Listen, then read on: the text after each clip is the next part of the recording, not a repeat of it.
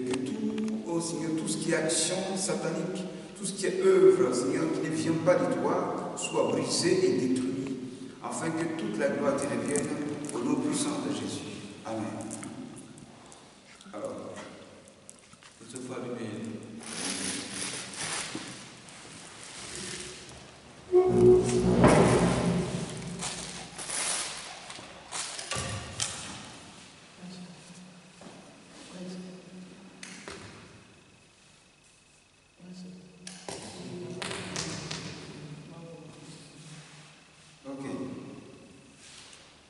C'est la suite de notre message du dimanche passé. On a parlé des 8 armes que le diable utilise pour détruire l'Église. Les 8 armes. Ces 8 armes sont contre la vie individuelle de chacun. Parce que l'Église, ce n'est pas les 4 murs, mais c'est la vie individuelle de chaque chrétien, de chaque enfant de Dieu. Car nous sommes le temple de l'Esprit de Dieu. Donc, si tu connais ces 8 armes, ta vie personnelle peut être sauvée. Et si l'Église entière connaît aussi ces 8 armes, l'Église entière sera également sauvée. Mais si l'Église, de personne individuelle, ne connaît pas ces 8 armes, que le diable peut utiliser contre ta vie elle-même personnellement sera détruite. Et c'est comme ça que lorsque la vie personnelle, spirituelle est détruite, et qu'on vient à l'Église dans l'ensemble, ceux qui sont faibles dans la foi sont automatiquement initiés à cette destruction, ou bien contaminés par cette destruction. Amen. Gloire à Dieu. Alors, donc l'Église a parlé de la première arme,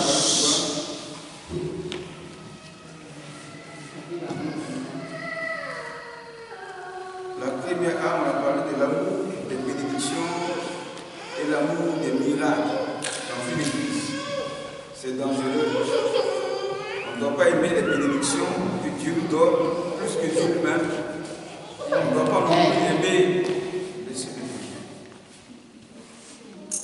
On ne doit pas non plus aimer aussi les miracles que Dieu fait et puis laisser Dieu lui-même qui fait les miracles. Ça devient de l'idolâtrie. Donc l'amour des bénédictions et l'amour des miracles dans l'Église fait de ceux qui ont cet amour-là des personnes idolâtres. Donc ce n'est plus Dieu qu'ils adorent. Voilà. Celui qui adore autre chose que Dieu, que Jésus, devient un idolâtre. Et ces choses-là deviennent des idoles pour toi. Donc des petits dieux. Et si ce sont des petits dieux, ça veut dire que ces choses-là ne pourront pas te sauver. Voilà. Donc ceux qui ont foi en ces choses, bénédictions et aux miracles dans l'Église, ceux qui aiment les bénédictions et les miracles dans l'Église, auront une vie non accomplie. Une vie non accomplie qui va les pousser à avoir une foi déstabilisée, une foi déséquilibrée qui va les conduire à vivre une vie de vagabondage spirituel. Le vagabondage spirituel, c'est l'image d'un homme à l'état physique, un vagabond, qui n'a pas une vie stable, qui se promène comme un fou, qui va où le vent le dirige, qui s'assoit où il veut, qui mange où il veut, qui se promène et qui n'a pas un lieu fixe pour se reposer, pour dormir, pour vivre. Donc, le vagabondage spirituel, ce n'est pas avoir une église stable, une église stable, une église dans laquelle tu sièges, une église dans laquelle tu travailles, une église dans laquelle tu pries, une église dans laquelle tu auras un père spirituel. Si tu es un vagabond spirituel, tu n'auras pas bénéfice d'accomplissement. Parce que pour qu'un arbre puisse pousser, il faut que l'arbre-là devienne d'abord une semence.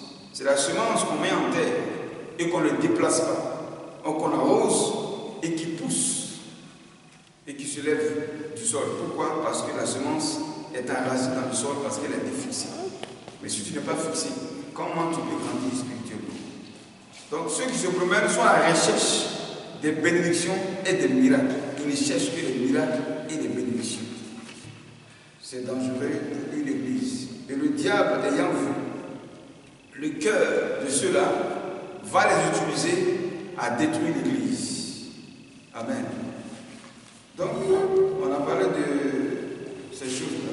Aujourd'hui, on va parler de la deuxième arme que le diable utilise pour détruire l'Église. La deuxième arme, c'est l'amour du monde et les plaisirs de la chair. L'amour du monde et les plaisirs de la chair. L'amour du monde, selon Jacques chapitre 4, versets 4 à 5. Qu'est-ce que le Seigneur dit? Jacques 4, versets 4 à 5.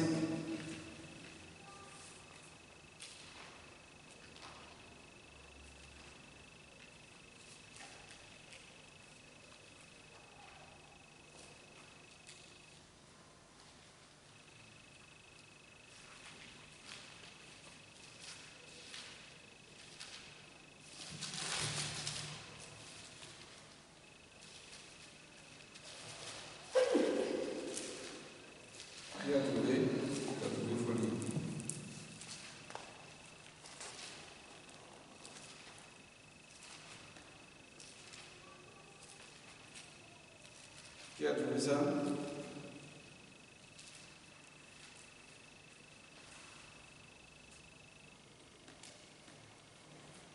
Jacques chapitre 4, verset 4 à 5. Il dit: adultère que vous êtes, ne savez-vous pas que l'amour du monde est inimitié contre Dieu? Celui donc qui aime le monde sera ennemi de Dieu. Amen. Ne savez-vous pas que l'amour du monde est inimitié contre Dieu? Celui qui aime le monde est ennemi de Dieu. Le monde, c'est le diable. C'est tout ce qui est chose matérielle que le diable a possédé, sur lequel il a mis sa marque de séduction pour attirer plusieurs. Donc ceux qui vont aimer ces choses qui sont dans ce monde-là, Dieu dit seront son ennemi. Pourquoi? Parce que ces choses-là ne sont pas Dieu. Donc l'amour du monde dans lequel le diable a profané les choses. Donc il a pris place dans ces choses, il a marqué ces choses-là de son esprit, de ses démons, de la séduction, du mensonge, de malédiction. Donc ceux qui vont aimer ces choses, automatiquement, sont comme des fils du diable. Parce que Satan lui-même est le premier ennemi de Dieu. Donc celui qui s'attache au diable devient le diable lui-même. Donc il devient aussi automatiquement ennemi de Dieu. Parce que Dieu et le diable sont ennemis. Mais comment est-ce que l'homme que Dieu a créé à son image et à sa ressemblance va devenir l'ennemi de Dieu? Ça, c'est une question. L'homme n'est pas l'ennemi de Dieu au commencement. L'homme est la créature de Dieu à sa ressemblance et à son image.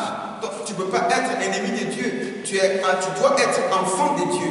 Mais comment l'enfant de Dieu qui aime les choses du monde va finir par devenir l'ennemi de Dieu? Ça veut dire que cet enfant de Dieu-là a changé de père spirituel. Il a changé d'adorateur. Il a changé de père. Il a changé de Dieu. Il a changé de créateur. Il a changé de sauveur. Donc, il s'attache maintenant au diable et devient ennemi de Dieu. Comme le diable lui-même est le premier ennemi de Dieu. Donc du coup on devient ennemi de Dieu. Dans l'église qui est l'œuvre de Dieu, ça veut dire que tu es venu pour combattre l'œuvre de Dieu. Tu deviens un soldat de l'ennemi. Tu deviens une porte d'ouverture de l'ennemi. Tu deviens un instrument que le diable peut utiliser pour détruire l'église. Voilà comment tu vas devenir l'ennemi de Dieu. Donc tous ceux qui sont dans l'église, qui font ce qui est contraire à la volonté de Dieu, deviennent ennemis de l'œuvre de Dieu. Est-ce que vous comprenez? Donc l'amour du monde, celui qui va aimer le monde et ces choses qui sont dans le monde, devient ennemi de Dieu. Parce que ces choses-là ne sont pas au-dessus de Dieu. Voilà, ce n'est pas au-dessus de Dieu. Celui qui va les aimer sera ennemi de Dieu. Et la Bible déclare que les plaisirs, quand il parle l'adultère spirituel, c'est ce que Dieu disait à Israël. Quand Dieu parle d'adultère, ce n'est pas l'adultère, l'état physique d'abord, sur lequel que Dieu commence pour identifier un adultère.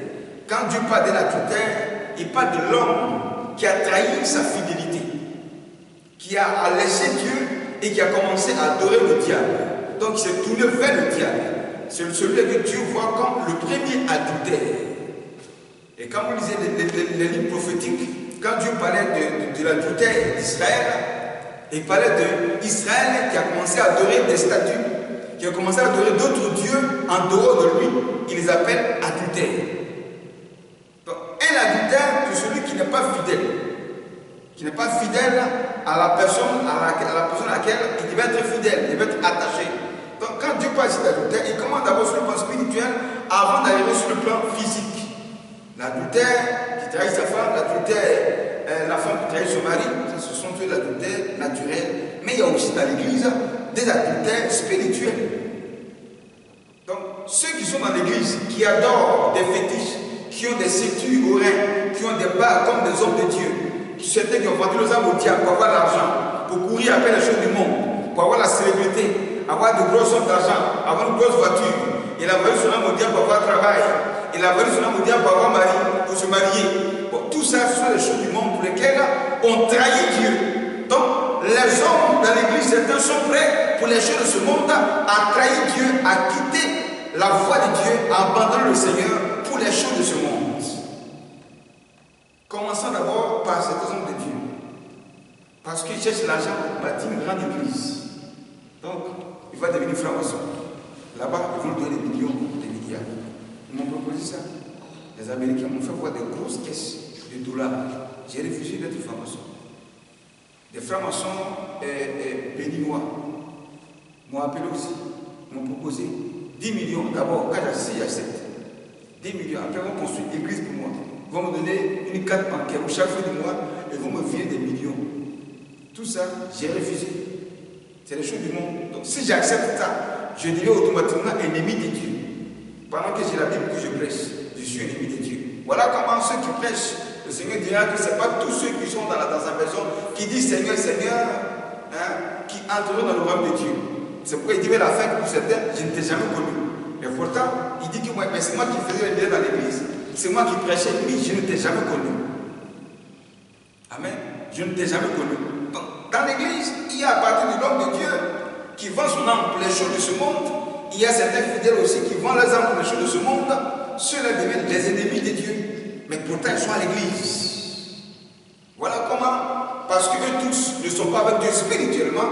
Le diable maintenant décide de casser l'église, de détruire l'église. Et puis un jour, l'église a disparu.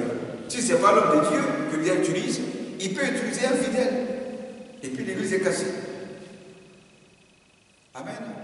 Donc ce n'est pas forcément aussi une église qui est remplie, où on fait des cultes, 2, 3, 4 cultes les dimanches, qui prouvent que Dieu est vraiment là-bas. Parce que les hommes aujourd'hui cherchent les choses de ce monde. Les choses de ce monde, c'est tout ce qui brille, tout ce qui est séduisant, tout ce qui est rayonnant, tout ce qui est éclatant, tout ce qui est à la mode. Voilà, tout ce qui est la mode, qui attire le monde. Donc, ils viennent dans l'église parce que c'est climatisé. C'était pas venu à l'église parce qu'il y a la musique. C'était venu à l'église parce que vraiment c'est beau. C'était venu à l'église parce que vraiment il y a du monde. C'était venu à l'église parce que l'église là, on entend parler de ça. Je suis le fidèle de telle église. Ça fait pour lui une gloire, un orgueil. Voilà. Donc c'était venu à l'église pour ces choses de ce monde. Alors que dans le fond, Dieu n'est pas là. Dieu n'est pas là. Amen. Donc voilà un peu ce qui casse, ce qui tue l'église. Donc ils sont à l'église pour se marier.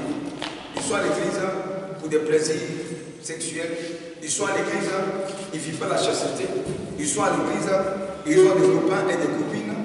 Ils sont à l'église, on ne condamne pas leur péché. Ils sont à l'église, tout est permis. Voilà, tout est permis. Mais selon 1 Corinthiens 6,12, la Bible dit que tout est permis. Mais tout n'est pas utile. Pourquoi? Parce que tu es désormais rassemblé des saints. Tu es l'église de Dieu, tu es mis à part. Tout ce qui est sur la terre, tu peux avoir ça. Mais tout n'est pas permis pour l'enfant de Dieu. Donc les choses de ce monde, il y a des choses qui ne sont pas permises pour un enfant de Dieu de les avoir. Sinon que c'est sur la terre avec toi. Voilà. C'est sur la terre avec toi. Mais tu n'es pas permis, tout n'est pas permis parce que tu es l'alliance avec Dieu. Donc ça ne te permet pas d'avoir tout ce que toi tu veux. Ça ne te permet pas de manger ce que tu veux. Ça ne te permet pas de porter ce que tu veux. Ça ne te permet pas d'aller où tu veux. Donc tout n'est pas permis. Mais celui qui aime le jeu du monde, lui, il peut se permettre d'aller faire tout ce qu'il veut. Parce qu'il s'en fout de son alliance avec Dieu. Donc il a brisé l'alliance entre lui et Dieu. Il n'a plus d'alliance. S'il n'y a plus d'alliance entre toi et Dieu, tu deviens ennemi de Dieu. Parce que quand on est dans une alliance, il n'y a pas d'ennemi. On devient des frères. On se sauve. Parce qu'il y a le lien, la corde. C'est ça l'alliance. Qui fait de nous des personnes reconnues ensemble. Mais quand il n'y a plus d'alliance, on devient ennemi. Donc on peut faire ce qu'on veut. Parce que dans l'alliance, il y a des principes à respecter. Il y a des choses qu'on peut faire. Il y a des choses qu'on ne peut pas faire. C'est pourquoi quand tu étais païen avant, tu vivais comme tu voulais. Tu faisais ce que tu voulais. Tu mangeais ce que tu voulais. Tu sortais quand tu voulais. Tu te couches, tu sors, tu rentres quand tu veux. En tout cas, tu n'avais aucun obstacle. Il n'y avait aucun principe. Maintenant que tu es en Christ et que tu es rattaché à Dieu par le sang de Jésus, tout n'est plus permis parce qu'il y a une alliance. Il y a une alliance. Donc les choses de ce monde-là, il y a des choses que tu ne peux plus faire parce qu'il y a l'alliance entre toi et Dieu.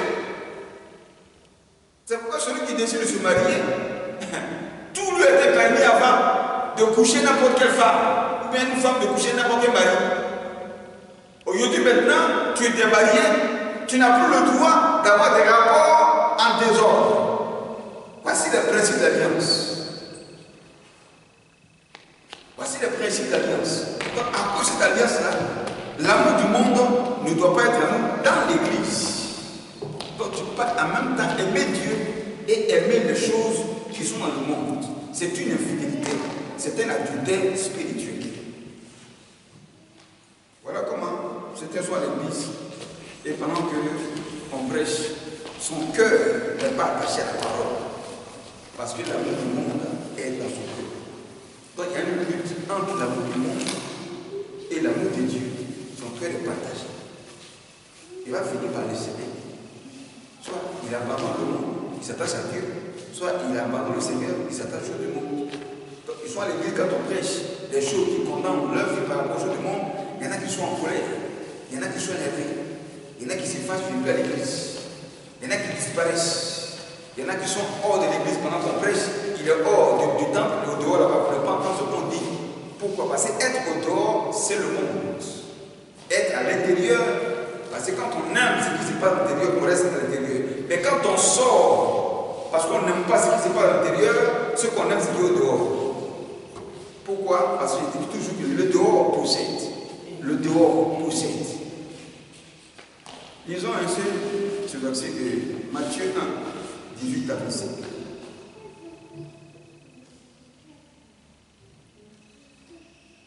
Matthieu 1, 18 à 25.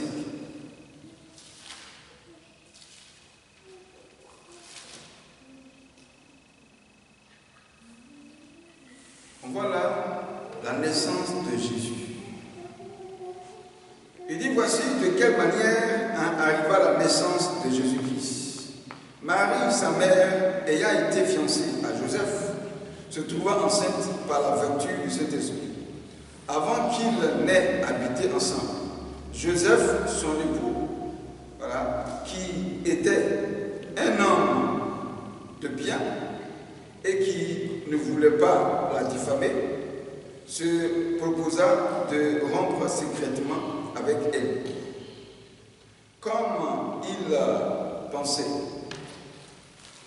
voici, un ange du Seigneur lui apparut en songe et dit, Joseph, fils de David, ne crains pas de prendre avec toi Marie, ta femme, car l'enfant qu'elle a conçu vient du Saint-Esprit.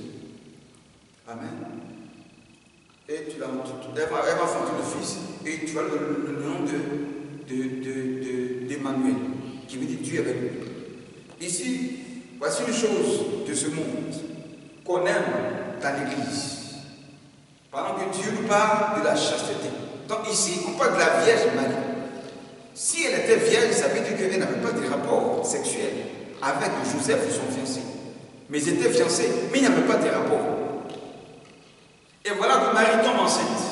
Joseph, sachant que lui, sa fiancée Marie, n'ont pas de rapport, voilà que Marie est enceinte. Donc il se dit que Marie l'a trompé. Marie est tombée dans une infidélité. Et naturellement, Joseph avait raison, parce que la grossesse, elle n'est pas invisible, elle est visible. Elle est visible. Donc visiblement, il voit une femme, sa fiancée qui est enceinte. Donc il se dit que Marie l'a trompé, donc il décide secrètement de rompre les fiançailles. Et il avait raison.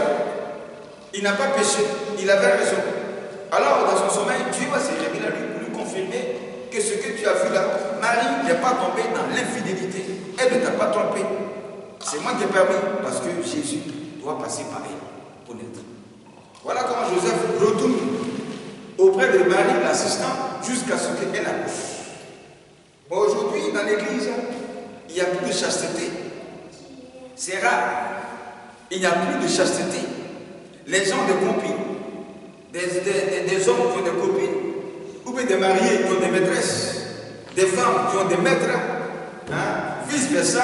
Ça, avoir un copain, une copine, un maître, une maîtresse, ce sont des choses de ce monde. Mais ça est dans l'église. Et tant que ça va rester dans l'église, ça va détruire l'église. C'est une souillure. Si tu as décidé de quitter le monde avec ses plaisirs pour venir à l'église, c'est que tu es prêt à vivre la chasteté. Amen. Tu es prêt à vivre la chasteté. Et quand on va apprécier ces choses, ceux qui vivent dans ces choses, qui ne veulent pas se repentir parce que leur cœur est attaché aux choses du dehors, ils vont se plaindre. Ils vont se fâcher contre l'homme de Dieu. Pour dire qu'il a prêché contre moi. Non. La parole de Dieu ne contre personne. La seule personne dont la parole va contre, c'est le diable. C'est lui l'ennemi de Dieu. La parole de Dieu n'est contre personne. Jésus n'a pas été crucifié à la croix pour aller contre l'humanité. Non.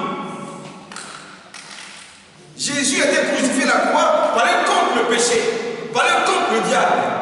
Voilà la raison pour laquelle Jésus est mort à la croix. C'est pour ça que la Bible est contre le péché. Elle n'est pas contre l'humanité. Donc on ne peut pas prêcher contre toi. On pêche contre le péché, contre le diable. C'est lui l'ennemi. Mais quand tu deviens ennemi de Dieu, alors tu pourras dire que l'homme de Dieu a prêché contre moi. Ça veut dire que le diable s'est incarné en toi et il a parlé. Celui qui dira que l'homme de Dieu a prêché contre moi, c'est que tu parles au nom de Satan. Parce que c'est lui l'ennemi de Dieu. Et la parole de Dieu est contre le diable et son péché. Et non pas contre lui. Donc ceux qui fuient l'église parce qu'on a prêché sur le péché, c'est que tu as un problème spirituel. C'est que tu as laissé le diable s'incarner en toi. Donc tu défends les intérêts du royaume de Satan. Un tel homme dans l'église qui s'oppose à l'évangile pur, défend la cause du diable dans l'église. Tu deviens ennemi de Dieu. Tu es là pour détruire l'église et non pas pour qu'il y ait des délivrances. Pourquoi? Parce que spirituellement, toi-même ta vie a été détruite. Amen. Lisons encore dans 1 Corinthiens 7, verset 26 à 28.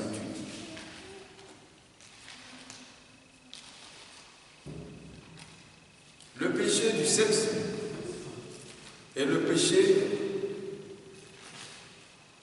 que le diable saisit pour affaiblir le corps de l'homme. Parce que le diable sait que si ton corps est souillé, le Saint-Esprit ne peut pas habiter en toi. Il va sortir. S'il sort, qu'est-ce qu'il rentre? Les démons prennent la place, ils te possèdent. C'est une stratégie de guerre. C'est faire que le corps soit souillé pour que le Saint-Esprit ne se sente plus à l'aise en toi. Parce que le corps est souillé, lui le sait. Il n'y a pas de ça. Il n'y a pas de simulation. Donc, le corps étant souillé, l'esprit étant saint. Non, il n'y a plus d'alliance. Il y a ennemi, donc il y a séparation. L'esprit va sortir. Et dès qu'il sort, les démons rentrent. Parce que le corps est disposé à la souillure. Donc, spirituellement, ta présence dans une église, dans la souillure, crée aussi une mauvaise odeur spirituelle, une destruction spirituelle, une initiation.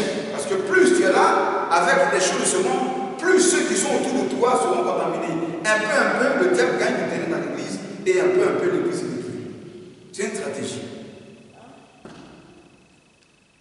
1 Corinthiens 7, 26 à 28. L'apôtre Paul ici donne un conseil aux célibataires et aux mariés.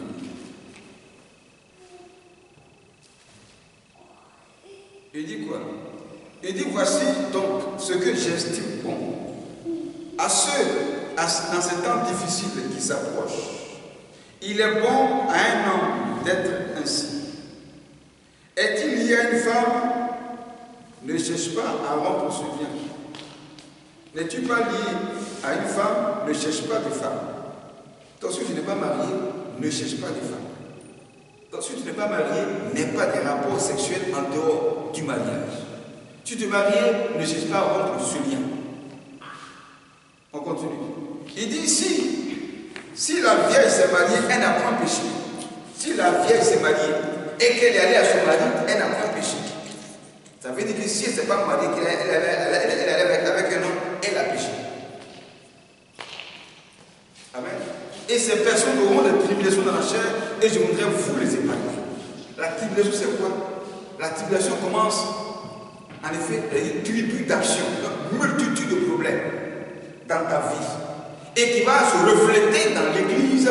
Lorsque tu entres dans l'église, ça crée aussi une multitude de problèmes que tu vois dans l'église. Ça vous fait quoi? Détruire ta vie elle-même et détruire la vie de l'église. Donc, quand tu détruis ta vie dans ces rapports sexuels au mariage, il y a des enfants au mariage qui arrivent, qui vont détruire ton avenir marital. Il y a des maladies, MST, qui vont arriver, comme le sida, comme la gonocoxie, qui vont arriver, des maladies de sang qui vont arriver, comme des pertes blanches pour le phare, qui vont arriver. Tout ça à cause de quoi? Les rapports sexuels au mariage. On a vu sur Facebook une jeune fille au Nigeria qui a eu des rapports avec un monsieur qu'elle ne connaît même pas parce qu'il avait l'argent. Il a donné beaucoup d'argent. Il a fait 6 mois de contact, causerie avec elle. Jusqu'à un jour, il a invité et elle a cédé. Dès qu'elle a fini, elle a donné beaucoup d'argent, elle est partie à la maison. Dès qu'elle est partie à la maison, le lendemain net, voilà des asticots qui sortent de son sexe avec des serpents. Elle a commencé à saigner. Elle est morte. Rapport sexuel en mariage, il y a des tribulations qui arrivent pour ceux qui le pratiquent. Nous tous nous sommes passés par là et on a vu qu'on doit donner notre vie à Jésus-Christ pour sortir de cette tribulation. Parce que c'est pour détruire ta vie et détruire la vie de ton futur marital et de l'église. Donc ça fait partie des armes que le diable utilise contre l'église, contre ta vie. Aujourd'hui, il n'y a plus de chasteté. Une jeune fille à 14 ans déjà, elle vient des virgines. À 14 ans déjà, elle a déjà commencé. Il y en a qui commencent à 12 ans. À 12 ans. Pendant que le jeune homme, dans une famille, on met là une jeune fille et puis un garçon, les deux au même âge, ils grandissent ensemble. La jeune fille va commencer des rapports à 12 ans, pendant que le jeune homme le cédait de tout ça. Et à 12 ans déjà, leur vie est bien détruite. À 12 ans déjà, elles ont des rapports avec des hommes qui peuvent être leur père. À 12 ans, 14 ans, elles ont des rapports avec des personnes qui peuvent être leur père. Et elles se pensent qu'elles sont devenues très grandes. C'est une destruction à venir qui arrive. Et dans l'église aujourd'hui, c'est courant. Et c'est normal. Et si jamais ce homme de Dieu qui dirige l'église, lui-même aussi est dedans, et dans une vision d'adultère, jamais il ne va prêcher sur la chasteté, jamais il ne va prêcher sur les rapports au mariage. Pourquoi? Parce que lui-même, il est dedans. S'il dit ça, son affaire, que l'église de son business va se gâter. Il ne va pas gâter son business, il va couvrir ça. Il va couvrir ça. C'est pourquoi ces hommes de Dieu n'invitent jamais les vrais hommes de Dieu dans les multiplications. Voilà. Ils invitent ceux qui sont comme eux, ils ont un réseau. Tu vois, les hommes de Dieu qui sont toujours ensemble, c'est un réseau. Soit un réseau des faux. Ils sont dans la franc-maçonnerie, ils sont dans les choses. Et puis il y a le réseau des vrais. Voilà. Ils s'invitent entre eux, ils se connaissent. Ils ne se dénoncent pas, ils se connaissent. Parce qu'il ne faut pas venir gâter le business. que spirituellement, leur vie est détruite par le diable. Toujours la deuxième arme. Lisons Philippiens 3, verset 17 à 18. Philippiens 3, 17 à 18.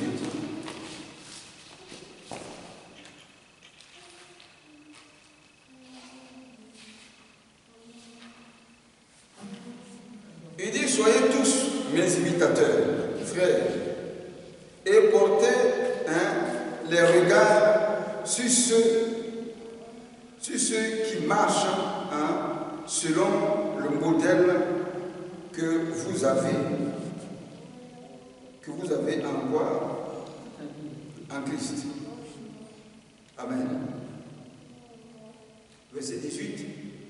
Il dit, car il en est plusieurs qui marchent en ennemi de la croix de Christ. Et je vais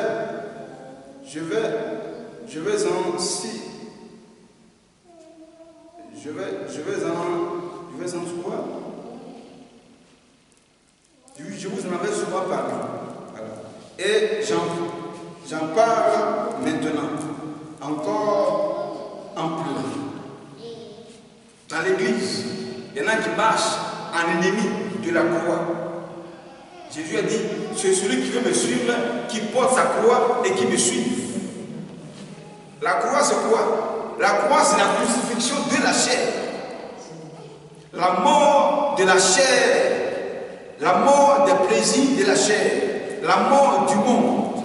La mort de l'amour du monde. C'est ça, la crucifixion de la chair à la croix. Porte ta croix. Accepte les épreuves aussi qui vont arriver contre ta vie parce que désormais tu as accepté Jésus. La souffrance de Christ, les épreuves. Est-ce que tu es prêt à supporter ça? C'est ça la croix de Jésus. Ta chair, plus les épreuves de ta vie chrétienne, il faut supporter ça. Ceux qui vont supporter là, ils abandonnent la croix et ils acceptent le monde et puis ils sont dans l'église. Comment tu peux dans l'église en jetant la croix? Tu peux être chrétien et puis te dissocier de la croix de Jésus. C'est pas possible.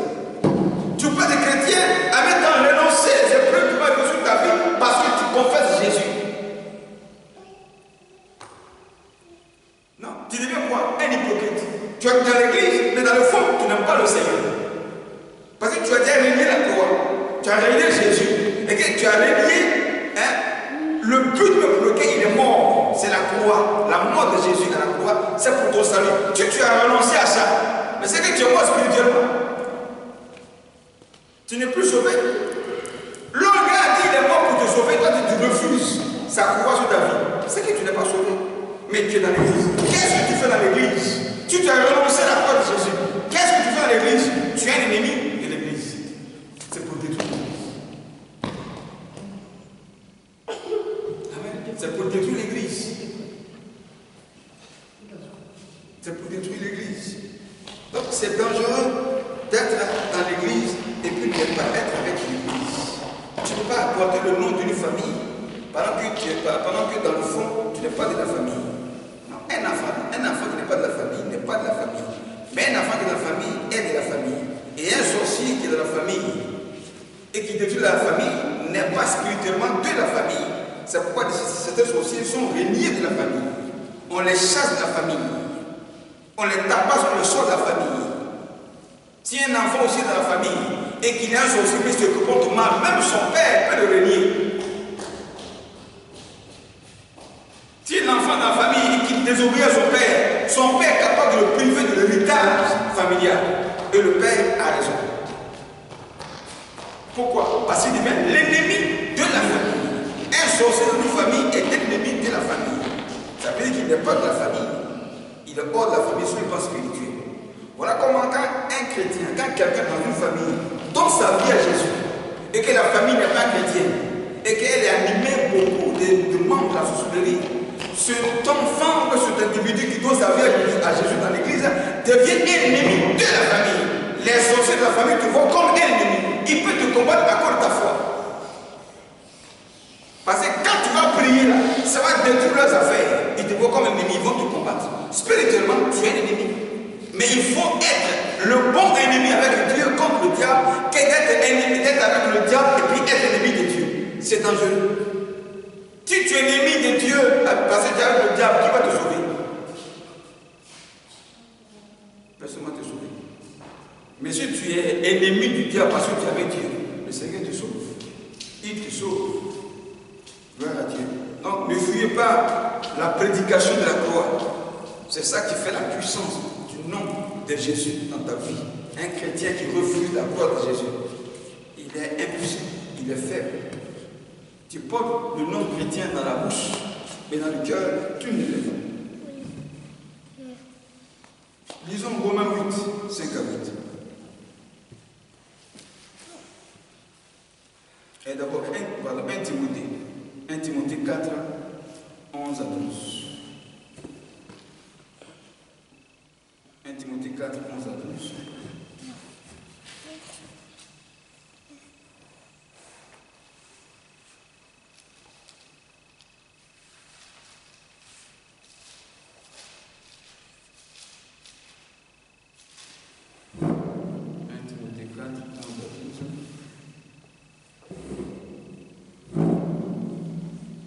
Il dit, déclare ces choses et enseigne-les, que personne ne méprise. C'est ça, 1 Timothée 4, 11 à 12 ans. Voilà. Déclare ces choses et enseigne-les, que personne ne méprise ta jeunesse, mais sois un modèle pour les frères, en parole, en conduite et en quoi? En amour, en foi et en prière, en pureté. Être un modèle. L'apôtre Paul s'y parle de Timothée, l'évangile Timothée, qui soit un modèle pour les frères et sœurs en Christ, pour l'Église. L'homme de Dieu est un modèle. Parce que lui-même s'efforce à vivre comme Jésus, le bon berger. Il est berger, mais Jésus fait de lui un berger. Donc, l'esprit du bon berger entre en lui pour conduire le troupeau de Jésus qui sont les fidèles.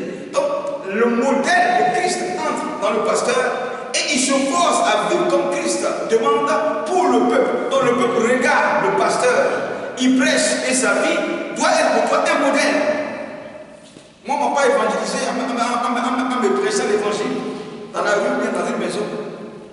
J'ai vu avec mon oncle la prototype. C'est sa vie que j'ai regardée pour me convertir. Amen. Donc sa vie est un modèle pour moi. Et chaque jour, il me répète. Chaque jour, il me dit ça. Pendant que je suis ici, chaque jour, quand il m'écrit, il me dit ça. Tu as dit, Dieu fait comme moi, fais comme moi. Je l'ai vu comme un modèle de chrétien et de père spirituel. Donc, le pasteur est un modèle. Mais quand le pasteur, tu ne le comprends pas par rapport à ce qu'il dit, approche-toi et demande-lui. Quand tu ne comprends pas sa vie par rapport à ce qui se passe dans sa vie, que tu trouves bizarre, approche-toi et demande-lui.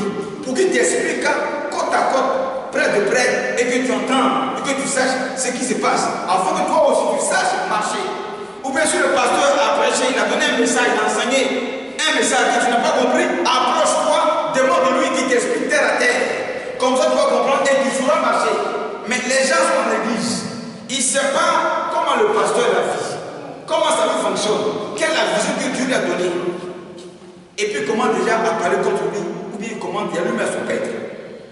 Le pasteur a fait de prêcher, l'enseigner. Tu n'as pas compris, approche-toi qu'il t'explique. Tu n'as pas compris, tu es au dehors, tu parles. Et puis tu prends l'autre direction et tu te perds. Et c'est ce que font beaucoup de chrétiens aujourd'hui dans l'église. Le pasteur, il n'est pas intouchable. Tu peux le voir. Tu peux le voir. C'est comme ça les apôtres, les disciples, ils demandaient à Jésus. Quand ils ne comprenaient pas les choses, ils sont autour, ils lui posent des questions et puis ils les répondent. Quand ils parlent en parabole, ils ne comprennent pas, ils demandent et puis ils expliquent. Il dit, mais si vous-même qui êtes avec moi, je vous parle, vous ne comprenez pas. Comment ceux qui sont autour comprendre? Donc le pasteur est un modèle. Donc, ça veut dire qu'il y a un modèle à suivre dans l'église. Mais aujourd'hui, les chrétiens copient le monde avec sa mode. Et ils veulent vivre dans l'église ayant la mode du monde sur eux qui viennent à l'église. C'est pas possible. C'est pourquoi il est toujours condamné. Cette coiffure qui est sur la tête des caisses, ça ne vient pas de Dieu. Ça ne vient pas de Dieu. Et il y a son Dieu. J'ai fait venir pour lui. S'il a dit cette gloire à Dieu. Amen. Cette coiffure qui est sur lui ne vient pas de Dieu. Tu as compris? Cette coiffure-là ne vient pas de Dieu. Ça, c'est lié au monde. Et qui a ça dans le monde? C'est les chanteurs, c'est les Rastaman. Voilà. La musique reggae et la religion du rastafarisme, ça fait deux choses différentes. Le rastafarisme est une religion qui vient de Haïlé Selassie, de l'Éthiopie. Voilà. Donc les rastas qui ont les cheveux longs, voilà, qui ont copié ça sur Samson dans la Bible. Mais ça, c'est l'Ancien Testament. Et Dieu avait dit ça uniquement à Samson. À part Samson dans la Bible, il n'y a personne qui a eu cette tresse sur sa tête. À part Samson, il n'y a personne dans la Bible qui a eu ça. Donc, c'était lié à Samson uniquement pour la délivrance d'Israël, pour une cause bien déterminée, bien scellée, uniquement que lui seul. Et à part lui, c'est fini. Ce n'est pas devenu une loi, mais une tradition, bien un modèle qu'on doit copier dans la Bible. À part lui, il y a une personne qui a porté ça. À part Jean-Baptiste aussi, qui dormait dans le désert, qui mangeait des criquets. À part lui, il y a personne qui a mangé des criquets, qui a dormi au désert. Donc, Dieu a utilisé les hommes dans la Bible pour certaines personnes dans un cas bien déterminé. Mais ça ne veut pas dire que ça sera s'étendre sur tout le monde. Non, non, non. Les personnes qui ont fait 40 jours dans la Bible, il y a eu Jésus, et puis il y a eu Élie, comment on appelle ça, le prophète Moïse. À part là, qui a fait 40 jours? Non. Ce que Dieu fait avec un ne doit pas être pour tout le monde. Ce n'est pas une mode. Ça ne doit pas être dans l'église. Tu regardes le prophète Élie Pada, lui aussi il a ça sur sa tête. Et même son groupe musical, son protocole, eux aussi, ils ont le truc sur sa tête. Bon, eux aussi, ils sont appelés à savoir quoi c'est sur la tête là. Ça devient une mode issue quoi? Leur père spirituel. Donc il devient un modèle pour eux. C'est la fête, eux aussi vont faire truc. Tout le monde a ça. Donc, on a maintenant aujourd'hui tous les chrétiens vont faire des trucs, ils sont dans l'église. C'est normal ça? Non. Les choses du monde restent dans le monde. L'église est hors du monde. Nous sommes sur la terre ensemble, mais on est vivants ensemble sur le plan spirituel. Nous sommes du monde, nous sommes dans le monde, mais nous ne sommes pas du monde. Amen. Nous sommes sur la terre ensemble, nous sommes dans le monde, mais on n'est pas du monde. Donc les choses du monde restent dans le monde. L'église est à part. C'est pourquoi des cataclysmes, des choses de la terre, les temps de la fin vont arriver avec des signes qui vont frapper les hommes. Certainement, seulement ceux qui sont dans le monde seront frappés. Mais ceux qui sont hors du monde, qui est l'église, ne seront pas touchés. Voilà pourquoi le jour d'enlèvement, on sera enlevé un à un. Et les païens vont rester sur la terre. Mais pourtant, on était ensemble sur la terre. On était ensemble sur la terre, on n'avait pas la même vie. C'est ça le problème. C'est ça la solution. On n'avait pas la même vie. Dans l'église, là, certains seront enlevés, il y en a qui vont rester. Mais on était où? On était ensemble dans la même église. Comment tu vivais? Tu étais là pour l'église ou bien contre l'église? Amen. On a combien de minutes? 15 minutes. On va finir avec ce dernier verset. Voilà. De Romains chapitre 8, 5 à 8. Romains 8, 5 à 8.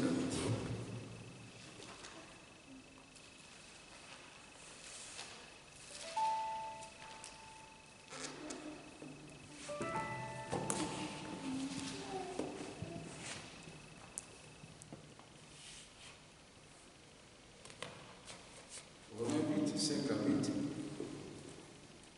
Qu'est-ce qu'il dit?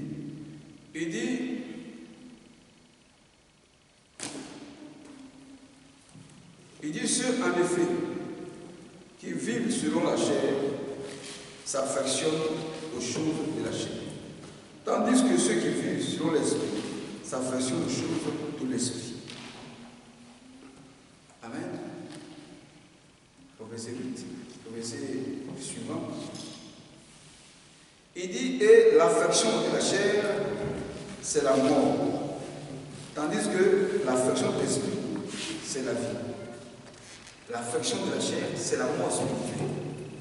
Donc, le chrétien qui dit qu'il est chrétien, donc il est homme spirituel, et en même temps qu'il vit dans la chair, il ne peut pas être dans la chair et en même temps dans l'esprit. Même les sorciers qui s'envolent la nuit, avant de s'envoler la nuit, ils sortent de la chair, ils sortent de leur corps, ils ne prennent pas leur corps pour s'envoler la nuit. Si les sorciers ne s'envolent pas la nuit avec le chair, leur corps, c'est pas toi le chrétien dans l'église qui va vivre en même temps dans l'esprit et en même temps dans la chair. C'est pas possible. C'est pas possible.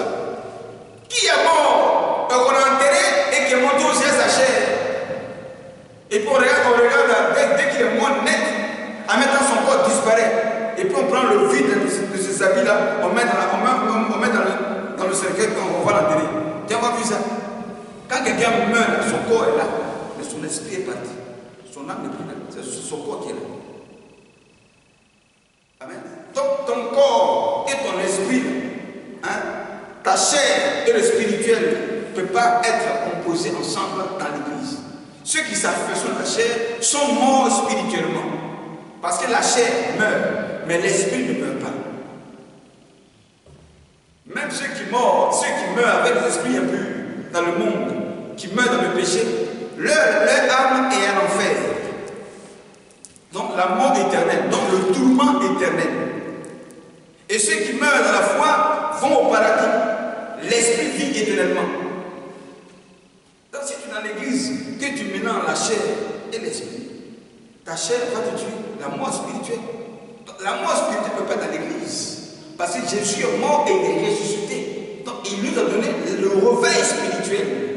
Parce que l'homme qui meurt, l'homme qui vit dans le monde, dans la chair, il est mort spirituellement. Et quand il donne sa vie à Jésus, il devient quoi? Une résurrection au nom de Jésus. Donc ta vie réapparaît spirituellement. Ta vie s'affirme et s'affiche. Ta vie continue. Donc il y a une longévité sur toi. Mais si tu vis dans la chair, pendant que tu es dans l'église, tu es mort spirituellement. Donc la mort spirituelle, ceux qui la portent dans l'église sont là pour contaminer toute l'église, s'aimer la mort spirituelle dans une église. S'il dort, sa mort spirituelle, si tu le fréquentes, cette mort spirituelle va te contaminer. Parce que ce qui est en lui, il va te communiquer ça. Et qui prend ça? C'est les faibles d'esprit. Les faibles d'esprit.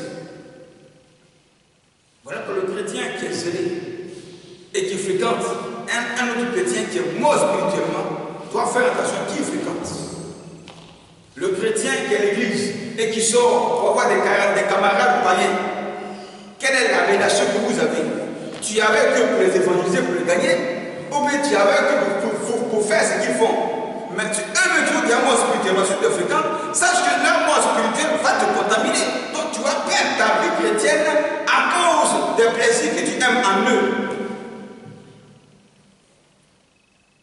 Celui qui s'affectionne, qui aime les choses du monde, va finir par mourir spirituellement. Celui qui s'affectionne aux choses spirituelles va encore agrandir ou bien étaler sa vie spirituelle. Elle va s'étendre. Elle va se lever. Donc en effet, tu fais quoi? Tu grandis spirituellement. C'est pourquoi tu peux constater dans l'église. Il y a des gens qui se convertissent. On les baptise. Ça fait 5 ans, 8 ans, 10 ans, 15 ans. Et dans l'église, il n'y a pas de croissance spirituelle.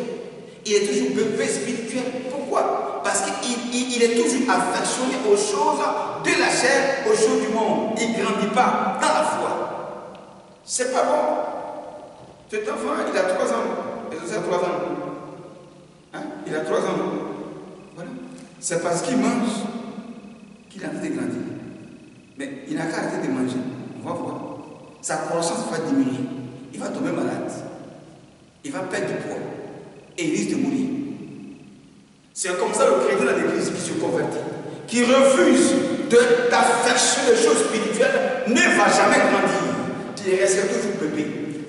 mort spirituellement, jusqu'à ce qu'un jour, on le voit, il a quitté l'église. Il est devenu quoi? Franc-maçon, il est devenu bouddhiste, il fréquente plein de marabouts, il est autour de ses problèmes. Pourquoi? Parce qu'il laisse Dieu au dehors. Amen. Alors, je voudrais vous encourager à rester dans l'église. Si aujourd'hui, depuis 2017, on est venu prier dans cette salle, on était nombreux au départ. Ils ont diminué, ils sont partis. Ça vient, ça va, ça vient, ça va, ça vient, ça va. Il y a une qui disait que je ne prêche pas le message des apôtres. Mais c'est quoi le message des apôtres? C'est la mort et la résurrection de Jésus. C'est ça le message des apôtres. Chasser les démons, manifester la foi ténèbres. Voilà. Parler des dîmes et des offrandes pour soutenir de Dieu. C'est ça le message des apôtres. Celle qui a dit ça, elle est partie. Mais on attend le message des apôtres là, ce qui va se passer là-bas. Il n'y a rien de charnel qu'on prêche ici. Il n'y a rien d'antichrist qu'on prêche ici. On prêche Jésus crucifié à la croix. C'est ça qu'on prêche ici. Mais ce qui sort d'ici ne les plaît pas. Ou bien il est dans l'église, l'autre m'a parlé mal, je ne suis pas d'accord à cause de lui, je ne viens pas à l'église. C'est que tu n'es pas mûr d'esprit. Tu es faible d'esprit. Donc c'est ce qu'il t'a dit là, qui t'a choqué, qui a détruit ta vie spirituelle. Bon, et la Bible, la parole de Dieu que tu as là, ça ne peut pas construire tout ton esprit. Parce que quelqu'un a mal marché contre toi, tu ne viens pas à l'église. Mais c'est ce que les Pierre et autres là n'avaient jamais prêché l'évangile. Parce que Judas s'est mal comporté vis-à-vis de Jésus. Pierre a dit, mais si Judas, Iscariote, qui donne l'argent, s'est comporté comme ça, c'est que moi aussi je sors. Je suis plus apôtre, nous tous on s'en va. Mais ils sont restés. Judas lui il est parti. Qu'est-ce qui lui est arrivé à la fin? Il s'est pas. Laissez les gens partir. Tu quittes une église pour la bonne cause de l'évangile. C'est que tu n'es plus avec Dieu.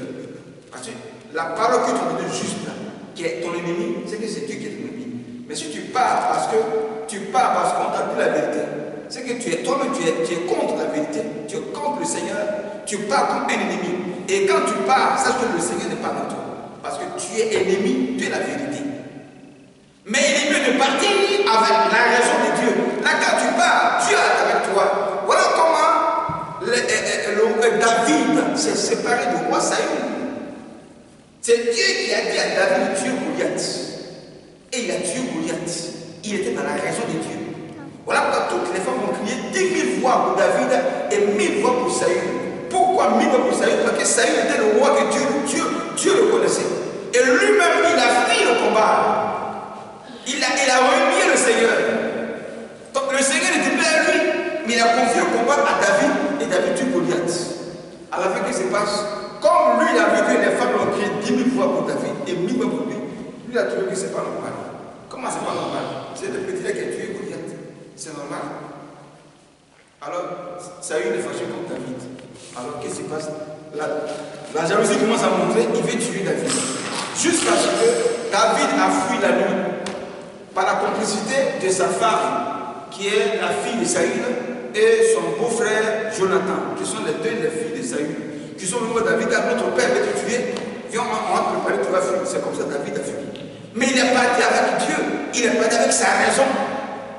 Voilà pourquoi quand il est parti, et que Nabal, qui était le mari d'Abigaïl, David allait demander la nourriture à manger à Nabal, parce qu'il était riche, il avait des vaches. Lui ne connaissait pas l'histoire de David, il commence à insulter David comme un enfant rebelle qui va contre le roi Saül. Qu'est-ce qui s'est passé? Le même Nabal qui a refusé la nourriture à David est en train de manger.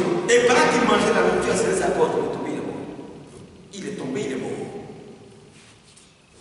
Il est tombé, il est mort. Amen. Mais pourtant c'est David qui a quitté Saül. Jusqu'à ce que Dieu livre Saül entre sa main. Mais il n'a pas tué Saül. Il a dit, je ne suis pas loin de l'Éternel. Dieu lui-même va s'occuper de lui. Et Dieu s'est occupé de Saül.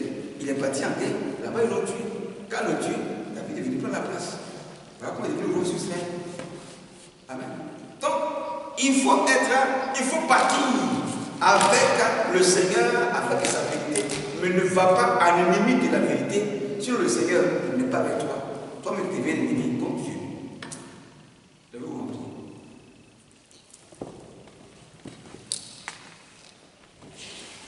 Tu vas prier, dis au Seigneur que tu ne sois pas une porte, une porte de l'ennemi contre l'Église du Seigneur par rapport à l'amour du monde, au plaisir de la chair. Que tout ce qui est plaisir de la chair, les choses de ce monde, l'amour dans le monde, que ces choses-là quittent ton cœur. Et que l'amour de Dieu remplisse ton cœur. Et que tu ne sois pas un adultère spirituel. Tu ne sois pas un infidèle spirituel. Que tu ne brises pas l'alliance qui est entre toi et le Seigneur. Que tu ne renonces pas à la croix de Jésus. Ne marche pas à l'ennemi de la croix, mais accepte la croix du Seigneur Jésus. Commence à prier. Les choses de ce monde, nous tous, on les a goûtées. Nous tous, on les a fréquentées. Nous tous, on a vécu des choses. Mais un jour d'arriver, on a décidé de quitter ces choses. Enfin, de venir vers le Seigneur et de goûter une nouvelle vie. Voilà, l'apôtre Paul dit, tu as goûté au Seigneur Jésus. Tu as goûté au Seigneur Jésus. Oui, le Seigneur Jésus est un mec succulent, une vie nouvelle, un style de vie, un modèle parfait. Jésus n'est pas un ennemi pour nous. Jésus n'est pas l'ennemi de l'homme. Jamais l'évangile n'a été l'ennemi de l'homme. L'évangile est l'ennemi du péché. L'évangile est l'arme fatale pour détruire le péché. La parole de Dieu est l'arme fatale pour détruire le diable. Et notre vie doit être conforme à la parole de Dieu. Comment ça finit ce soir? Que les choses de ce monde quittent ton cœur. Que tu ne sois pas un idolâtre des choses de ce monde. Au nom de Jésus. Tout ce qui est choses de ce monde, lié au modèle de ce monde, le style de la vie de ce monde, ne soit pas ton partage. Tu as un style. Et ce style sort de la parole de Dieu. C'est la vie de Jésus, le modèle parfait. Commence à prier que jamais tu ne sois l'ennemi de la parole de Dieu. L'évangile ne doit pas être un ennemi pour toi. L'ennemi que la parole guette à toi pour détruire, c'est le péché, c'est le plaisir de ce monde, c'est le diable, ce sont les démons. Commence à prier qu'aujourd'hui tu ne sois pas l'ennemi de l'évangile.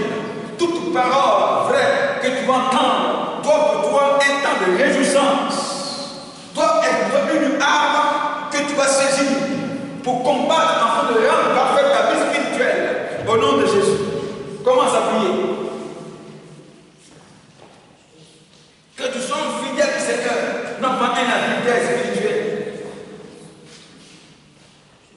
Oh Seigneur, nous prions ce soir. Nous voulons te recommander ton Église. Nous prions que tu déposes en elle, oh, des véritables fidèles, des véritables adorateurs, des véritables serviteurs, afin que tout adultère spirituellement soit renvoyé comme Judas Iscariote lui-même s'est fait au Père chassé du milieu des 12. Personne ne l'a suivi. Permets au Éternel que le départ, au Seigneur du monde dans l'Église, ne soit pas un choc pour ceux-là qui veulent vivre l'alliance avec toi. Maintenant, Père Seigneur, à ceux-là d'avoir un esprit solide, une croissance spirituelle, une maturité spirituelle qui va les faire grandir. Parce que la vérité sera pour un temps de renaissance, afin que toute la gloire te revienne. Au nom de Jésus. Amen. Tu vas prier. Tu vas prier pour l'Église ici, le Dieu, comme il disait.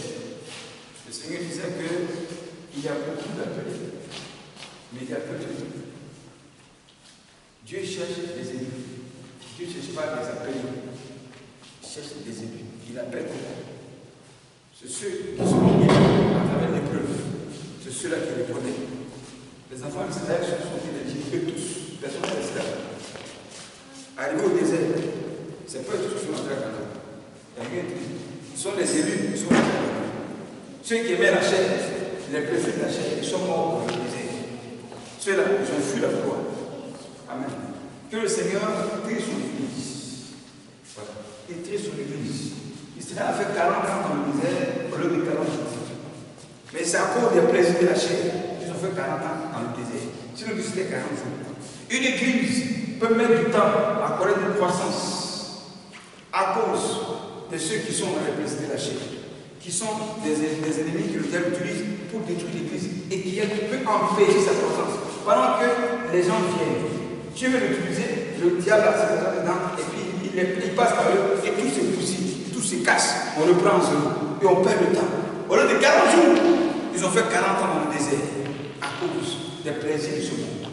Comment ça prier que le Seigneur attire à l'église ceux-là qui sont à l'image de Josué et Caleb et les enfants de moins de 17 ans qui sont à l'image de Pierre, capables de pleurer sur leur péché, se repentir et conduire la marche avec le Seigneur. Comment ça prier? Père, nous te bénissons, nous voulons te rendre toute la gloire. Voici Israël est sorti de l'Égypte qui caractérise le monde de ses plaisirs et son idolâtrie. Ils ont voulu construire le désert pour arriver rapidement à Canaan. Mais tu as dit à Moïse, non, ils doivent passer dans le désert parce que tu voudrais les épouser. Et nous sommes dans l'épreuve, dans le commencement de cette église. C'est difficile, c'est l'épreuve. Mais voici que ce qui est ramassé. Dans le désert, avec les enfants d'Israël, qui aimaient le plaisir de la chair de l'Égypte, ont commencé à avoir le veau d'or. Et à cause d'eux, ils ont passé 40 ans dans le désert.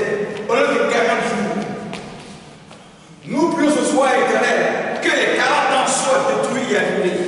Tout programme de 40 ans de retard soit annulé au nom de Jésus-Christ. Toute porte d'ouverture de 40 ans soit fermée au nom de Jésus. Toute chair de 40 ans soit fermée au nom de Jésus-Christ. Toute mentalité de 40 ans soit fermée au nom de Jésus. Toute présence de 40 ans soit chassée au nom de Jésus. Ce jour de lui-même nous fait chasser. Nous prions ce soir et que tous ceux qui connaissent plus de 40 ans dans le désert soient chassés au nom de Jésus. Et que tu attires des personnes comme Pierre, capables de pleurer sur le péché, de se repentir, mais d'accepter la vérité, même si ça fait mal, et de continuer de servir. Car sur Pierre, tu as dit, il s'appelait Céphas, mais sur Pierre, parce que Pierre, la pierre est solide. La pierre solide. Et on bâtit une maison sur des rochers, sur du béton solide, que les pierres arrivent et que sur eux, ton église soit bâtie. Oui, des pierres qui seront comme des aides véritables, des pierres qui seront comme des serviteurs véritables, des pierres qui seront comme des chants véritables, des pierres qui seront comme des instrumentistes véritables, des pierres qui seront comme des responsables de département, des pierres qui seront comme des hommes de prière, des pierres qui seront comme des serviteurs, des pierres que tu vas utiliser pour battre ton église. Mais ceux qui auront la mentalité du sable, des hommes faibles, à l'image de Judas, qui eux-mêmes se retirent. Ceux qui ne sont pas prêts à accepter la vérité de l'évangile et la croix de Jésus, permettent qu'ils se retirent. Quand on ne peut pas être chrétien et renier la croix de Jésus,